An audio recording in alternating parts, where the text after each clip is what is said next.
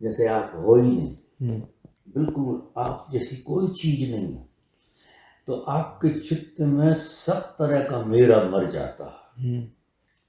ना बाप रहते, ना भाई रहता, ना बहन रहता, ना धन रहता, ना संपत्ति रहती, ना साधना रहती, सब साफ। क्योंकि जी सब झूठे ही है। मैं उस दिन वो सपने वाली बात भी कह रहा था, मैं पता नहीं क्या कहना चाहता था, उतना ही कहने में आता है जितना कह सकता हूँ। और वो मेरे बात चली गई अंदर की, ये सब जो है, हाँ, जो भी ये सब एक्सपीरियंस बनावटी, में आ रहा है सब सारा सब। बनावटी। ये तो क्या है, ऊर्जा ने एक आकार लिया। तो ऊर्जा ने क्या किया, जैसे देखो मैं उदाहरण के लिए कहूँ कि आप इस कमरे में बैठे हो, तो कमरे के कारण जो असली चीज तो जो शून्यता है, आकाश है, मूल किस चीज का है, दीवालों का कि इसका? मूल तो इसका है। दीवालें कोई मूल्य नहीं रखती। तुम दीवालों के बगैर रह सकते हो, लेकिन इसके बगैर नहीं रह सकते। इसके बगैर तुम्हारा अस्तित्व ही नहीं दिखेगा तुम्हें।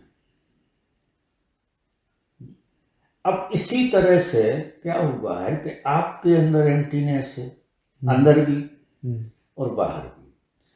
तो जो दीवालों ने क्या किया है, एक भ्रम पैदा कर दिया है कि हम डिवाइड हैं, परमात्मा अलग है और हम अलग हैं। ये दीवाल से हम आत्मसात हुए। जैसे आप कमरे में हो, तो कमरे में आके आकाश की कभी याद आती है? कमरे की चीजें दिखती रहती हैं, जितना उपद्रव भरा हो वो सब ही हो जाते हो आप। ऐसे ही फिर ये हमारे विचार हैं, भाव हैं, तरंग हैं, ये है, ये क्या है, ये कमरे की तरह है। और इसके बीच में आपका शून्य बैठा हुआ है। तो वो धीरे धीरे करके जो महाशून्य है, जब हम प्रेम में पढ़ते हैं, गुरु के प्रेम में पढ़ते हैं, गुरु मृत्यु होता है। गुरु आपको कुछ देता वेता नहीं, मारता है। ईमानदारी की बात बताऊं, वो खिलाता रहता है, वो मतलब वो बड़े प्रेम से मारता है, तरीके से मारता है, मतलब ऐसे मारता है कि तुम मरने को राजी हो जाओ जब मारता है। क्योंकि कोई मरने को राजी नहीं होगा तो वो नहीं मारेगा। आपने देखा होगा ये बकरा को काटते हैं, तो जो तो कथा है, शुरू में एक सजन कसाई था, तो वो बकरा को काटता था, गुरु मिल गया उसे। तो गुरु ने कहा तू कर्म क्या करता है इसका मूल्य नहीं है, लेकिन कर्ता को अगर तू हटा ले, वो क्रिया रह जाए, तो कर्म का कोई मूल्य नहीं। उसने वो साधना करी और गुरु की कृपा हुई कि वो ज्ञान को उपलब्ध हो गया। ज्ञान को उपलब्ध हो गया तो बकरा काटना बड़ा मुश्किल हो गया। तो वो गुरु के पास पहुंचा के अब मैं क्या करूं, मुझे कोई काम तो आता नहीं है और जीवन चलाने के लिए क्या। एक पगला, तू पहले भी नहीं कर रहा था, अब भी नहीं कर रहा, अब तू एक काम कर। पहले तू करता था धंधे के लिए, अकेले धंधे के लिए, अब तू कर प्रसाद के लिए। तो तू बकरे को इतना प्रेम कर, ऐसे मत काट। तू बकरे को इतना प्रेम कर कि बकरा प्रार्थना करने लगे कि तू मुझे काट दे। बकरा इतना राजी हो जाए कि बिल्कुल कटने के लिए वो खड़ा ही है, तो वो चीखेगा नहीं जब तू काटेगा। और वो जो गोश्त है, वो जो भी खाएंगे इतने आनंद से कोई मरेगा, तो वो गोश्त भी जो लोग खाएंगे उनमें रूपांतरण हो जाएगा। तो बड़ा करिश्मे की बात कही। और माने इतिहास में ऐसा उदाहरण है, जैसा उदाहरण सजन कसाई का भगवान ने जो कहानी सुनाई, मैंने तो और गहरे से समझ ली उसे। भगवान जो कहते हैं वो मैं बहुत गहरे से समझता हूँ उस बात को, कि ये बात कुछ इस ढंग से। तो ये बात सच रही हो न रही हो, लेकिन गुरु शिष्य के बीच में ऐसा खेल होता है कि वो शिष्य को इतना राजी कर देता है, इतना राजी कर देता है, इतना राजी कर देता है कि शिष्य बिल्कुल अपनी गर्दन झुका देता है कि आप महाराज अब काटे ही डालो, बहुत हो गया। ऐसी स्थिति आती है। और ये कहना कि कट जाना, वो जो हमारा कटता क्या है, अहंकारी कटता है, हमारी पर्सनालिटी कटती है, हमारा व्यक्तित्व कटता है, जो झूठ सब कट जाती है।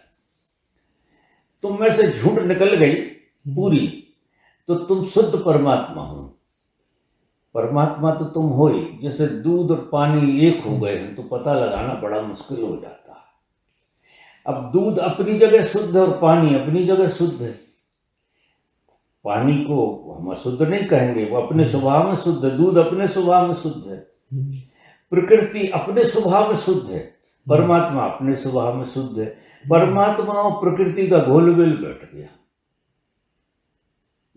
अच्छा, एक हो गई तो ना तो परमात्मा परमात्मा रहा और ना प्रकृति प्रकृति रही। तो ना तो प्रकृति को समझने का उपाय है, ना परमात्मा को समझने का उपाय है, क्योंकि वहां कोई और चीज पैदा हो गई। न दूध है न पानी। अब उसका क्या उपयोग हो गया?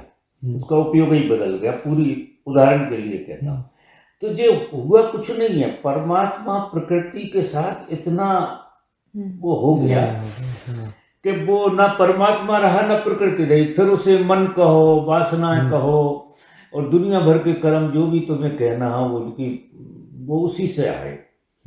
और जैसे ही साधना में और गुरु की कृपा से, तो गुरु क्या काम करता है, उसमें खटाई डाल देता दूध में, पानी वाले दूध में। खटाई क्या करती है कि दूध को और पानी को अलग अलग करती है। ये उदाहरण के लिए वो कोई गजब की खटाई डालता है कि बिल्कुल दूध और पानी साफ साफ हो जाती है। तो एकदम साफ समझ में आता है कि प्रकृति प्रकृति है और परमात्मा मैं अलग हूं, शरीर अलग है। ये प्रकृति है। शरीर पूरी प्रकृति है, 3 गुण और 5 तत्वों से मिलकर बनी हुई है। ये मैं नहीं हूं, लेकिन मैं इसमें इतना रम गया था कि ना मैं था और ना प्रकृति थी। अब तुम तीसरे हो गए, जिसे जीवन कहते हैं। तुम ना तो परमात्मा रहे ना प्रकृति रहे, लेकिन तुम जीवन का पता लग गया। तुम जीवन जरूर हो गया, जीवन से मोह हो गया। तो जीवन को बचाने के लिए दुनिया भर का आयोजन, पूरा संसार खड़ा हो गया। अब हम कर क्या रहे हैं? जीवन को बचा रहे हैं। और जीवन है झूठ, एकदम झूठ है। वो प्रकृति का और परमात्मा का ऐसे झूठ भी नहीं है, मानो उसका अस्तित्व है। लेकिन जब जो घोल हो जाता है तो उसका मूल खराब हो जाता है। तो गुरु क्या करता है कि ये दोइयों को अलग अलग कर देता है। वो उसकी कृपा कहो, उसकी कीमिया कहो, और ऐसी युक्तियां तुम्हें बताता है कि तुम धीरे धीरे धीरे धीरे इस खेल को समझते जाओ। तो अब मरना भी क्या है, क्योंकि जब पानी और दूध मिलेंगे उसी का नाम अहंकार है। अब अहंकार ना तो दूध है ना पानी, दो ही नहीं है, कोई एक भ्रमणा पैदा हो गई, कोई तीसरी चीज पैदा हो गई। और वो तीसरी चीज को हम पकड़ के इतना जी रहे हैं जिसका कोई हिसाब, जैसा संसार चल। तो बहुत सुंदर तुम्हारे साथ तो कोई सौभाग्य भी घटा है, कोई पूर्व जन्म की यात्रा रही। वो इतनी जल्दी कोई पकड़ता नहीं, इतनी जल्दी समझ में आती नहीं है बात।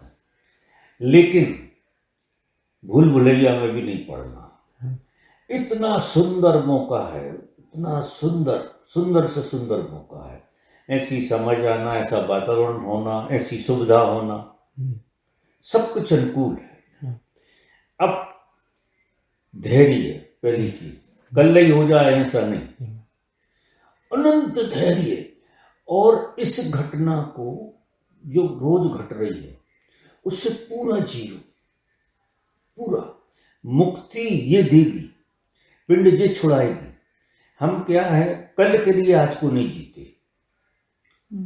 कल के लिए हम कल के प्लान के कारण आज को पूरा जीते नहीं है, इसलिए जीने में तृप्ति नहीं।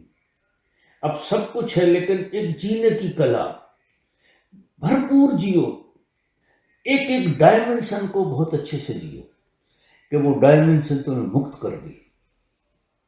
जब तुम गौर से जियोगे और टोटलिटी में जब जिया जाता है तो साक्षी बाहर खड़ा हो जाता है। एक दिन मैंने वो सूत्र भी कहीं कहे कि जब हम टोटलिटी में जीते, यहाँ जरूरत है टोटलिटी में जीने, साक्षी तो खड़ा ही हुआ है बाहर।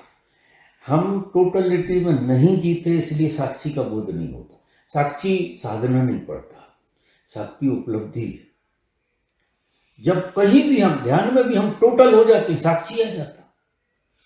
और तो ये टोटलिटी जो घटती है उसको मैं अकेले, बिल्कुल अकेले में, मतलब कहीं इसको बाहर कोई भी फॉर्म में शेयरिंग हो, किसी से कोई भी फॉर्म में इसको व्यय न करूँ, इसको वेस्ट न करूँ, बस एकदम खुद से जितना हो सके जितना हो सके उसको जियो।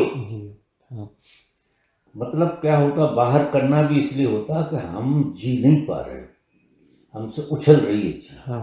समझ रहे बात? बिल्कुल। थोड़ी उछल जाती है और उससे कुछ मिलता नहीं है, वो क्षणिक मजा आता है उसका, वो क्षणिक रहता है। लेकिन शाश्वत वाली बात जो है ना, उससे थोड़ी छिटक जाती है। तो आपके साथ जो सौभाग्य घटा है, उस सौभाग्य को आपको भरपूर जीना। उसके लिए तुम कोई भी चीज को छोड़ने के लिए तैयार हो, अगर छूटती हो। कोई भी। देखो उससे प्रायोरिटी पे तो लाना पड़ेगा। वो बात समझ आ गई बाबा, इसलिए मैंने इसको भी बिठाया है कि जो अभी, क्योंकि क्या होता है कि बिजनेस में भी मुझे दिमाग तो इस्तेमाल करना पड़ता है।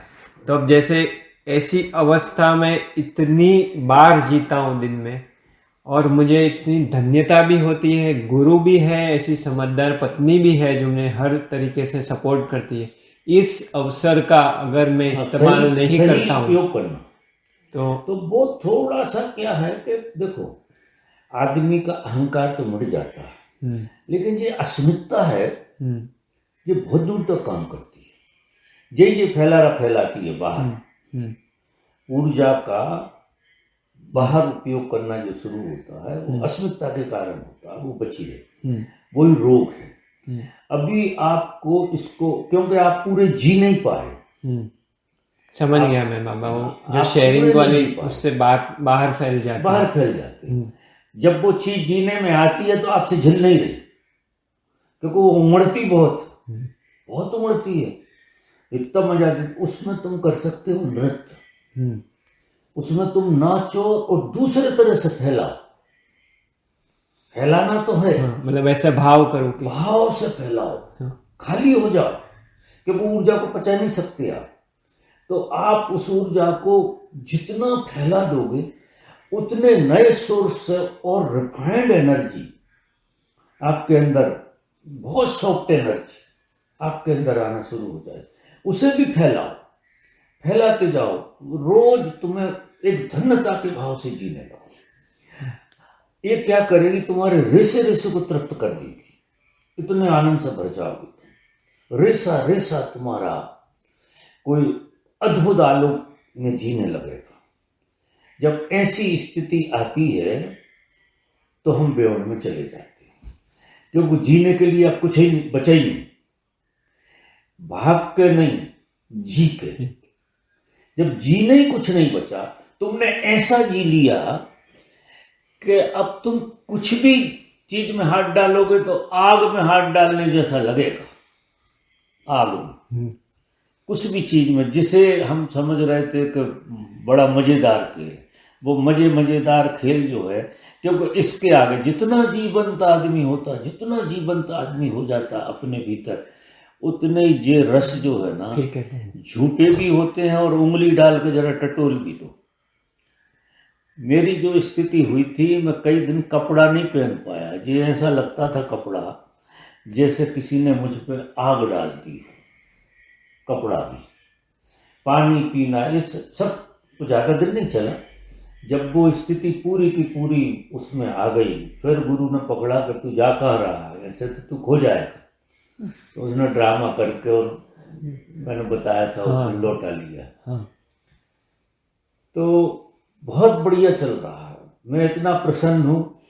देखो मुझे ऐसे लोग बहुत कम मिलते हैं, वो मिलते हैं तो मेरी प्रीति बहुत जोड़ती है। मैं तो चाहता हूँ कि आज ही निपट जाए मामला, लेकिन तैयारी कटने की, मिटने की पूरी पूरी, फिर सपने विदा होते हैं, फिर ये एम्प्टीनेस पूरी की पूरी। और सबसे अच्छी चीज इस जगत में अगर कोई है, जिस संसार में भी उपलब्धियां जितनी भी हो रही हैं, चाहे साइंटिस्ट हो चाहे किसी को भी हो, जब सब शून्य से आ रहे, सब कुछ शून्य से आ रहा है। जो पृथ्वी शून्य से आई, चांद तारे शून्य से आए, यानी जो ब्रह्मांड का पूरा जन्म जब तुम पूर्ण शून्य में हो जाओगे तो तुम्हें क्या लगेगा कि ये सब कुछ तुमसे ही निकला था, तुम पहले पहुंच गए। शून्य में जब आदमी पहुंचता है तो सृष्टि की रचना के पहले पहुंच जाता है, और सृष्टि उस शून्य में हो रही है उसका वो गवाह हो जाता है। वो देखता है कि सृष्टि कैसे बनती है जी, ये शून्य में से निकलती रहती है और शून्य में लय हो जाती है। ये खेल चल रहा पूरा का पूरा। तो आप हर चीज के बाहर आ गए, हर चीज से बाहर खड़े हो गए। अगर शरीर बचा रहा, फिर जो जीना होता है करुणा से, वो जीना तो फिर जैसे कोई आदमी नाटक कर रहा हो तो नाटककार तो यथार्थ से चतुर होता है, वो तो ही चतुर होता। आप फिल्मों में देख लो, जो फिल्मों में वो प्रेम को जिस ढंग से दिखाते हैं, ऐसे घरों में तो देखने नहीं, वे खुद के घरों में नहीं होते, लेकिन हमें पागल बना देते और हम नकल में पड़ जाते कि प्रेम तो ऐसा होना चाहिए, जबकि उनका भी नहीं। तो नाटक जो है रह जाती, साक्षी के बाद ये सारा का सारा खेल नाटक हो जाता। क्योंकि शरीर के जितने सेल हैं, जितनी आयु लेकर जे आए हैं, उतने दिन ये शरीर तो रहेगा। लेकिन अब शरीर को काट फाट कर थोड़ी फेंक देंगे, ऐसा थोड़ी है। उसका भी उपयोग तो हुआ, क्योंकि शरीर में नहीं आते तो ये विज्ञान नहीं खुलता। भाई घर जो है उपयोग तो है इसका, क्योंकि प्रकृति इतनी दुष्ट है यहाँ हमारे भारत में तो इतनी है नहीं कि अगर घर ना हो तो तुम मर जाओगे। तो इसका भी धन्यवाद है घर का। ये घर है, ये घर है, इसमें परमात्मा विराजमान है और वो टिकता इसलिए है, भले ही उलझुलैया हो जाए, घर के सहारे से ही टिकता है। घर तो चाहिए। जब आर पार हो जाते हैं तो इस घर की भी महिमा पता लग जाती है कि जब घर नहीं होता तो यार ये बात बनने वाली नहीं। तो फिर शरीर के प्रति भी नमस्कार ही रहता है, दूसरों के शरीर के प्रति भी बहुत प्रेम रहता है कि इनका घर है, इनकी संभावना। क्योंकि बिना घर के जिंदा रहना बड़ा मुश्किल है। चाहे कैसे ही बुद्ध हो जाओ आप, बिना शरीर के नहीं रह सकते। अगर शरीर ही नहीं है तो बात खत्म हो गई। दद्दा जी को बुद्धत्व घटा, शरीर की क्षमता नहीं थी, शरीर ने साथ छोड़ दिया तो गया, गायब हो गया, अस्तित्व में लय हो गए, वो जी नहीं पाए। और बहुत भाग से कोई जी पाता नहीं, सब निपट जाते। ये तो गुरु को कुछ जो जल्दबाजी में और ऐसे वैसे प्रयोग कर लेंगे, उससे क्या हो जाएगा कि वो सही रूप से परमात्मा की अभिव्यक्ति नहीं हो पाए। और धन्यता परमात्मा की अभिव्यक्ति होने में बहुत बचती है, क्योंकि ऐसा आदमी बहुत लोगों के काम आता है जो परमात्मा की अभिव्यक्ति हो जाए। व्यक्ति नहीं है, व्यक्ति दिख रहा है, और व्यक्ति परमात्मा की अभिव्यक्ति जो अगर नहीं होती तो फिर वो क्या करते, वो अभिव्यक्त हुआ परमात्मा, लाखों लोगों को लाभ हो गया, लाखों लोगों को लाभ। और जिसकी जैसी संभावना होती है, सबकी अभिव्यक्ति की ताकत भी नहीं होती, तो वे चल बसते हैं। वो जब शून्य घेरता है तो वो निकल जाता है पूरा का पूरा, वो स्वाहा हो जाते हैं, अस्तित्व में एक हो जाते हैं, लय हो जाते हैं। आखिर में तो अभिव्यक्ति वाला भी लय ही होगा, कितने दिन चलेगा जी। तो बाबा ऐसा धैर्य कि 10,000 जन्म भी हो जाए तो भी मैं तैयार हूं। अब बिल्कुल लाइन पे गाड़ी अब लाइन पे गाड़ी जा रही, लेकिन रोज रोज मजा करना। अभी मजे से उबो मत, रोज रोज मजा करो अपने भीतर, वो होने का आनंद लो और अस्तित्व में उसको फैलाओ। फैलाने का डायमेंशन अभी दूसरा, कि रोज नाचो, और जो घटना बनी है आज तक, बहुत धन्यवाद दो। धन्यवाद से ही आदमी का विकास होता और धन्यवाद ही मिटाएगा। खाई से खाई में गहरे से गहरे कंकड़ पत्थर पड़े होंगे, वे भी गल जाएंगे। प्रार्थना बहुत ऊंची चीज है।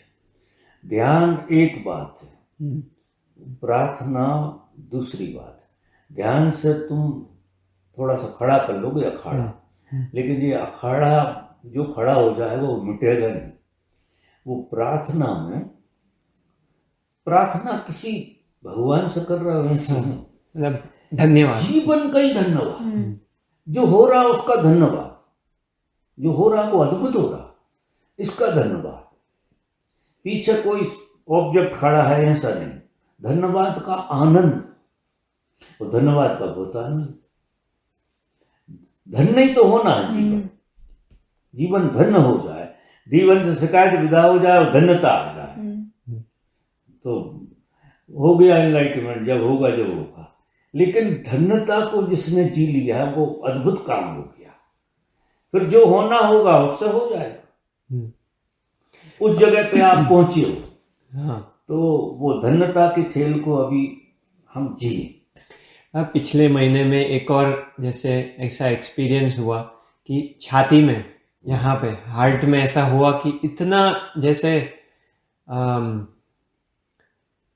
जैसे हार्ट अटैक, मतलब पता नहीं कैसे को, इतना ज्यादा यहाँ दबाव हुआ और वो धीरे धीरे निकल रहा है। और यहाँ मुझे जो भी मैं कर रहा हूँ अभी, आपसे भी जी रहा हूँ, मानसरोवर गया, उसमें एक ऐसे धन्यता, ऐसा प्रेम आ रहा है। मैं किसी से बात करता हूँ तो भी ऐसे लग रहा है, सही में ऐसे लग रहा है बाबा आप बोल रहे हो, मैं तो बोल ही नहीं रहा हूँ।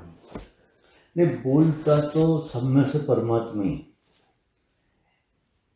एक एक व्यक्ति में से व्यक्ति बने ही है, इसलिए यही तो बड़ी विडंबना है कि प्रत्येक व्यक्ति में से परमात्मा ही बोल रहा है, हम अकेले नहीं बोल रहे हैं। ये हमें अगर ऐसा लग रहा है कि हम ही अकेले बोल रहे हैं तो थोड़ा समावेश है चित्त का। और चिड़ियों की आवाज में भी परमात्मा बोल रहा, पत्नी में भी वही बोल रहा, बच्चे में भी वही बोल रहा, माँ बाप में भी वही बोल रहा, क्योंकि ध्वनि जो है ओंकार से आ रही है। अब वो सिस्टम में आते आते कोई शब्द बन जाती है। जब मूल से निकलती तो राम ही निकलता है प्रत्येक के भीतर से। मूल में जो ध्वनि का जो सोर्स है उससे जो निकलता वो राम निकलता है। राम आपका स्वभाव, शब्द कह रहा हूं।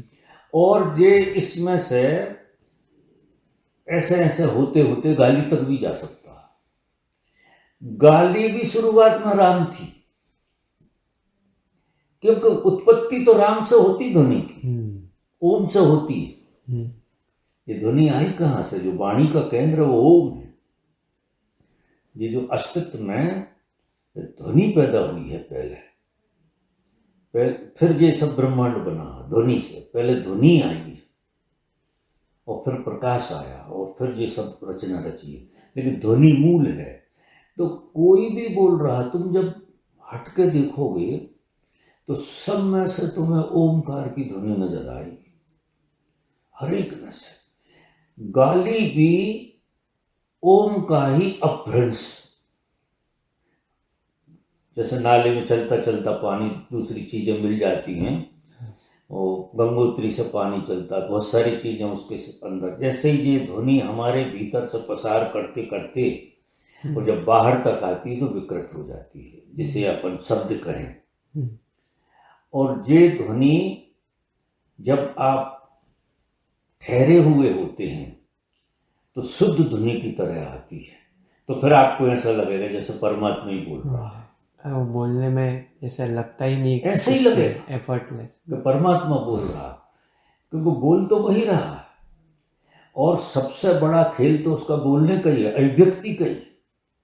वो अभिव्यक्त हो रहा सबके भीतर से, लेकिन वासनाएं, कामनाएं, भावनाएं, बहुत सारी चीजों में से वो ध्वनि पसार करती है। और पसार करके वो कभी कभी गाली हो जाती है, कभी कभी स्तुति हो जाती है, कभी कभी वंदना हो जाती है, ऐसा होता है। अब जागृति जिसके अंदर होती है वो ध्वनि वंदना में लीन होगी, प्रार्थना में लीन होगी, और बेहोशी से जिस आदमी के अंदर चल रही है वो गाली में जाकर लीन होगी। तो गाली क्या करेगी, जर्क मार के जाएगी, दुखी करके जाएगी, और प्रार्थना सुखी करके जाएगी। लेकिन है तो मूल खेल वाणी का ही, और वाणी सबकी परमात्मा की वाणी, वाणी का उद्गम परमात्मा वहां से पैदा होगी। इसलिए आपको बिल्कुल लगेगा कभी कभी सब में से परमात्मा बोलता दिखता है, कभी कभी अगर बहुत गौर से देखो तो अभ्रंश हो जाता है, बोलता तो परमात्मा ही। अब ये ओशो ने कहीं कहा है कि नहीं कहा, मैं उस पर निर्भर नहीं रहता हूँ कि मुझे ओशो की गवाही देना पड़े हर बात। वो मेरे अपने जीवन के अनुभव से ही बोलता हूँ, तालमेल खाता है मेरा ओशो से कोई कोई बात का, तो मैं उदाहरण भी दे देता हूँ, तालमेल खाता, लेकिन वो सब मेरे भीतर की रचना में से निकलता है, जो मैंने मतलब होके जिया है, होके जिया है, तो उसका विज्ञान सारा का सारा मालूम तो ऐसा होता है। मैं कुछ भी बोलूं, ओमकार बोला जा रहा, मैं हंसी करूं, मजाक करूं, कुछ भी कहूं, लेकिन मुझे बोध रहता है कि जो ओमकार का खेल चल रहा, ओमकार लीला खेल रहा है। मतलब जो सर्कल ऐसा हमेशा एक सर्कल में ही हाँ चीज होती रहती है वो सतत, और ओमकार ही लीला तुम्हारे अंदर से खेल रहा। कुछ जागृति हो जाएगी तो उसका वो चैनल ठीक हो जाएगा, और लगेगा कि बोल कौन सकता है यहाँ, कौन की ताकत है कि बोल जाए। और मनुष्य में ये वाणी सबसे ज्यादा निखरी है, आखिर सब जगह है ये वाणी का प्रभाव। पशु पक्षियों में जैसे कुत्ता भी भौंकता है, गौर से देखो तो ओमकार निकलता है, शेर भी दहाड़ता है तो ओमकार निकलता है। ओमकार की ध्वनि वो अपने अंदाज में करता है, कुत्ता ओमकार की ध्वनि अपने अंदाज में करता है। और ये जितने भी कीड़े मकोड़े, कौआ से लगा के कोयल, सब अपनी अपनी बांसुरी के हिसाब से सुर निकाल रहे हैं। बांसुरियां अलग अलग हैं, लेकिन ध्वनि ओमकार की ही चल रही है। तो बाबा अभी मैं ऐसा मन में आता है कि ऐसे प्रयोग करूं, जैसे आप बोल रहे हो नाचने का, कभी मन हो तो वो मरघट पे चला जाऊं, एक आध रात वहां पे, नहीं कोई मतलब नहीं, बाहरी चीजें आप तुम्हें सपोर्ट नहीं करें, अब समझ सपोर्ट करेगी, और समझ वहां से नहीं आई, यहीं से आई जहाँ तुम बैठे। अभी मरघट फरघट पे कुछ नहीं मिलेगा, वहां कुछ होता ही नहीं, ये हमारे सब भ्रम में कुछ भी नहीं है पत्थरों के अलावा। नहीं ऐसे अब वो वाला डर या ऐसा कुछ नहीं है? नहीं, डर रहे ना रहे, लेकिन वहाँ फायदा भी क्या, कीड़े मकोड़े हैं, कुछ भी परेशानी होएगी, ज्यादा बैठे ही नहीं सकते हो, वो है। तो अच्छी साफ सुथ जगह में बैठो, बढ़िया, यहाँ नाचो, यहाँ क्या बुराई, सुविधा है भगवान ने, अगर वहां बैठा होता तो वहां बैठते थे। मतलब कहने का मतलब नेचर में, मरघट में, नेचर में, एक हाँ, नेचर में जाओ, नेचर में तो बहुत बढ़िया है, लेकिन स्पेशली मरघट में जाओ, वो तो अननेचुरल है। ठीक है, नेचर कहाँ है उसमें? प्रेम करना है तो पेड़ पौधों से करो। पेड़ पौधों में तुम कभी बहुत शांत होगे तो वो ध्वनि तुम्हें सुनाई देगी, अगर कान लगाओगे तो ध्वनि का आभास होगा, वो एम्प्टीनेस का भी सब ओमकार की ध्वनि से चल रहा है, सब सारा संसार ओमकार की ध्वनि ही इतनी गति में चला रही है कि ये पेड़ खड़े हो जाते हैं, पौधे खड़े हो जाते हैं, जीवन खड़ा हो जाता है। ये सारा खेल उसी का खेल है। मूल जो है ना इस जगत का ओमकार, शब्द की तरह नहीं, ध्वनि की तरह।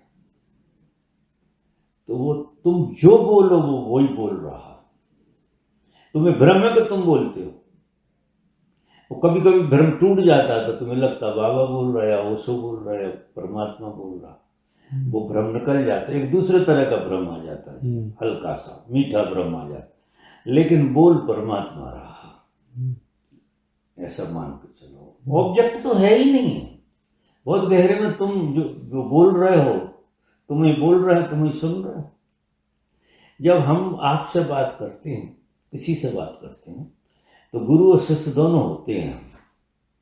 हम अपने से ही बातें करते हैं, शिष्य को भी हम, क्योंकि शिष्य और हम में अंतर क्या है?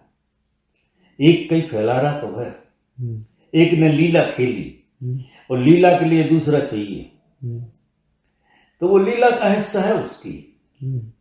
न शिष्य अलग है, न गुरु अलग।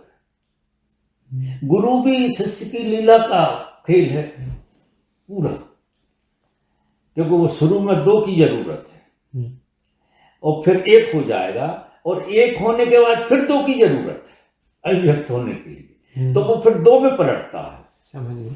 एक से दो में फिर आता है, वही शिष्य बनता है, वही फिर एक गुरु हो गया, बनता है, वही यात्रा कर रहा है। कोई यात्रा नहीं कर रहा है यहाँ, परमात्मा ही यात्रा कर रहा है, पेड़ पौधों में तक यात्रा कर रहा है। यात्रा भी उसी की है, मंजिल भी उसी का। हम तो भ्रम, ये भ्रम धीरे धीरे कट जाए। जब जब भी ऐसे ख्याल आए तो भ्रम मानना कि हम मात्र भ्रम, अलग से नहीं हो सकते। तुम अगर हो तो फिर वही हो, नहीं कुछ नहीं। मतलब परमात्मा ही अभिव्यक्त हो रहा है, जो भी हो रहा है। अगर तुम हो तो परमात्मा ही हो, और फिर उसके अलावा जो मान रहे हो तुम नहीं हो, वो भ्रम। पर तुम जो भी मानो और जो भी सुनो, वही सुन रहा है, वही होता है, वही बोलता है, वही खाता है, वही पीता है। मैं तो उदाहरण देता हूँ, मैं 3 रोटी खाता हूँ तो मैं कहता हूँ एक ब्रह्मा की है, एक विष्णु की है और एक महेश की है, कि मुझे 3 ही तत्व जीते हैं शरीर में। इन्हें लगती है भूख, मुझे कहाँ लगती है? मैं तो भूख प्यास के बाहर हूँ, हमेशा बाहर हूँ। इनको लग रही है यही खेल खेल रहे हैं पूरा का पूरा, उसकी रचना में आए हैं जी। तो ऐसा खेल है। चलो अपनी बात हो। अब एक आखिरी चीज कहूँगा कि अब मैं एक क्लैरिटी आ गई है, अभी जो भी समय है वो पूरा उसी में देना है, ये साधना है। तो बिजनेस भी मैं सब जो भी चीजें अपने आप आएंगी, तुम फिक्र किसी चीज की मत करो। बिजनेस एक खेल की तरह चलेगा। तुम अभी निर्णय मत लो कोई भी पहले से। हाँ, ये सब निर्णय अहंकार के हो जाते हैं। हम जो कहीं से भी निर्णय लेने लगते हैं, अगर ऐसा होना होगा तो हो जाएगा, तब देखेंगे, फिर उसे स्वीकार लेंगे। कि मैं बहुत समय से मैं एक एज पे, बिजनेस तो ऐसे खेल की तरह चल रहा है, बहुत समय से वो मतलब सोचना नहीं, बट बहुत समय से ये जो स्थिति बन रही है, मुझे इसमें डीपर जाना है। बिजनेस कोई ऐसा नहीं है ऑब्स्टेकल, बट जब मुझे जाना हो और कुछ काम आ जाए तो वो भी मैं नहीं छोड़ सकता। तो उस दृष्टि से अगर खेल सको उस काम को तो गहराई उसमें भी आएगी। तुम तो अपने ही साथ रहोगे और वो खेल खेलो, तो उसको भी जारी रख के ये किया जा सकता है, कोई दिक्कत नहीं। वो जिस दिन टाइम पीरियड के लिए खत्म होना होगा, होता तो नहीं है टाइम पीरियड। हाँ, टाइम पीरियड के लिए वो अपने आप हो जाएगा, वो स्पेस आ जाए, तुम कर ही नहीं पाओगे। सोचने की बात छोड़ो,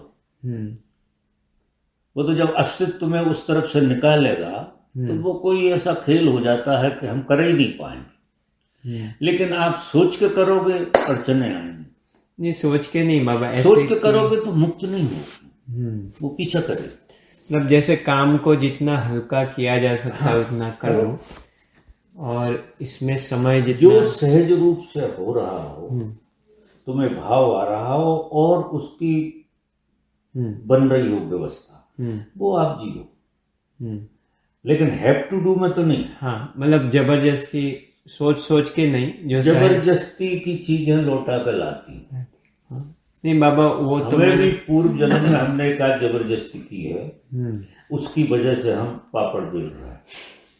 वो जबरदस्ती कर गए, इतने अल्लड़ जीते थे, परमात्मा की तरह ही जीते थे, लेकिन कुछ भूलें हो गई और वो भूलें सुधारने के लिए अब फेल हो रहा। लेकिन वो जरूरत रही होगी, इसीलिए भूल भी हुई होगी, और उस भूल का तो हम आनंद ले रहे हैं। ठीक है, बिल्कुल डरो मत। हरि ओम। सुखी रहो बेटा।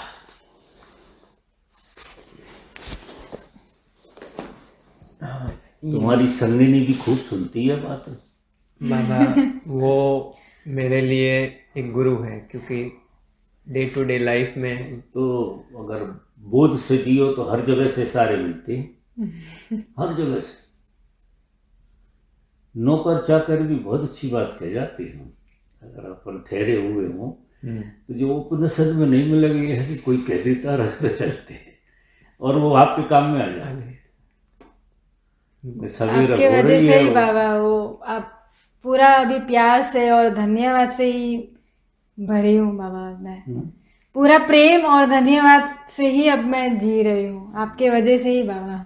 ऐसे ही जीते रहो, यही आशीर्वाद है हमारे। बिल्कुल हाँ। और अभिव्यक्त करते रहो इसे अस्तित्व में, नृत्य करते रहो। नृत्य तो सबको करना है, क्योंकि जीवन की ऊंचाई जो है नृत्य में आती है। सब चीजें पीछे छूट जाती हैं उसमें। अगर सच में नृत्य आ जाए तो सबसे अच्छी कीमिया वो। मुझे तो उसका सूत्र पकड़ में आया। मैं मरे आदमी को भी नृत्य की बात करता हूँ, कोई नाचना शुरू कर दो सब ठीक हो जाए। चलो ठीक। बाबा एक और चीज, जो ये शिविर हमने लगाया था